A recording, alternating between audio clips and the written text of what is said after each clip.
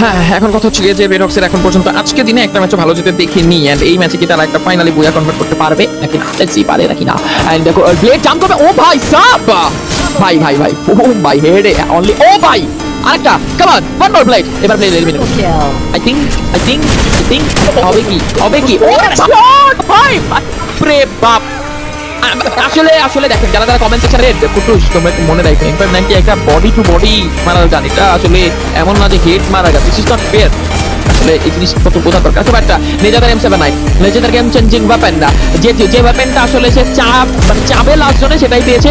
Blade আর একটা প্লেয়ারের উপর চার্জ করবেন, কুটুস নক করবেন মিফতাকে, জবরেকার ভার্সেস আরএইচকে এন্ড মিফতার কিল কনফার্ম করা হবে কুটুসের সাইড থেকে। জবরেকার কি ওয়াইপ আউট হয়ে গেল কিনা, এক্সট্রিম এক্স আছে লাস্ট জোনে অলরেডি এক্সট্রিম এক্সের কাছে আছে। এই ম্যাচটা একটু ধীর গতিতেই খেলেছেন, এন্টার করবে এবং 1v2 আরো একটা নাম্বার 9 টিম কুটুস। ভাই সাপোর্টারের ফায়ার পাওয়ার অন্যান্য টিমের রাশারদের থেকে বেশি দেখতে পাচ্ছি। ব্যাক টু ব্যাক 1v2 গুলা করে যাচ্ছেন, জব ব্রেকারদেরকে ওয়াইপ আউট দেওয়া হবে রেড হক্সের সাইড থেকে। কিল নো এক্সকিউজ, নক করা হবে না পিসকে। Flicker the Flicker show is on, বাংলাদেশের বেস্ট স্নাইপার এখন চার্জ করবে নো এক্সকিউজের উপরে। ভাই ফ্লিকারও হেড, ফ্লিকারও হেড। এই টিম হেডের নিচে কথাই বলছে না, একটা জিনিস শুধু দেখার বাকি আছে, সেটা হচ্ছে নিজাদ M79 একটা হেড না কানেক্ট করে দেয় বা কর্ড দিয়ে, তাহলেই চলো কোনা পূর্ণ ব্লেডের সাইডকে চলে যাবে 24 গোলা প্লাস পিস অলরেডি সামনে প্লে করে ম্যাচ ব্লেড সামনে একটা প্লেয়ার থাকবে, পাঁচজন কানেক্ট করবে M59 এর ভিতরে তো জানি কে মার লাগে একটা বললো কেডা গড লাইক তো এখানে বেঁচে থাকার কথা। গড লাইক আসলে আনফরচুনেটলি ব্লেডের সামনে চলে আসবে। ব্লেডের সাইড থেকে ব্যাক টু ব্যাক শটগুলো কানেক্ট করা হচ্ছে, প্লাস পিসের ইউজ করা হবে, গ্লোমেন্টার ইউজ করা হবে, গ্রেনেডিয়ার হেডশটগুলো যাবে নিজাদ সাইড থেকে। কুটুসের নক আসবে, ওয়াইপ আউট হবে আরো একটা টিম, 11 কিল বা কুটুস আরো কিলের জন্য যেতে চাবেন।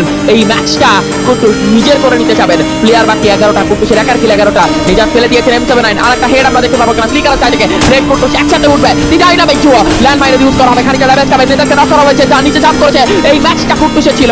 আজকের এই পুরো ম্যাচে যদি বুয়াটা কনভার্ট করতে পারে, কুটুস একা থাকবে। এন্টার করেছে একজন প্লেয়ার, দুজন প্লেয়ার এন্টার করবে, কুটুস অল আউট কোন ভিতরে। কুটুস তিনজনের আগে ফাইট করতে আর শট হবে কুটুসের সাইড থেকে, এন্ড দ্য প্লেয়ার এবং কুটুস দুজন চারজনের আগে 2 vs 4 সাফানা কাদিনা বিগো knock and the eliminating that and এখন 12 কিল আনলাকি 13 কিল বাই কুটুস। কুটুস is going on and on and on and on and on. Kutus একদম লাস্ট জোনে গিয়ে এক্সেলারেট নিজের গাড়ির যে এক্সেলারেটর থাকে, আমার কাছে মনে হয় তার গাড়ির এক্সেলারেটর ব্রেক ফেল করেছে, সে নামতে চান না কোনোভাবে, সেজান হিরো হয়ে যেতে পারে যদি এই স্মরণীয় 1 vs 2টা প্রশ্নই উঠে না। এখানে শুধু আছে হুয়ের কাছে, হুয়ের জন্য 1v2 রেড হক্স নাকি হু, কে পারবেন আসলে একটা ডাবল স্নাইপার ভার্সেস বাংলাদেশের সেরা ডুও।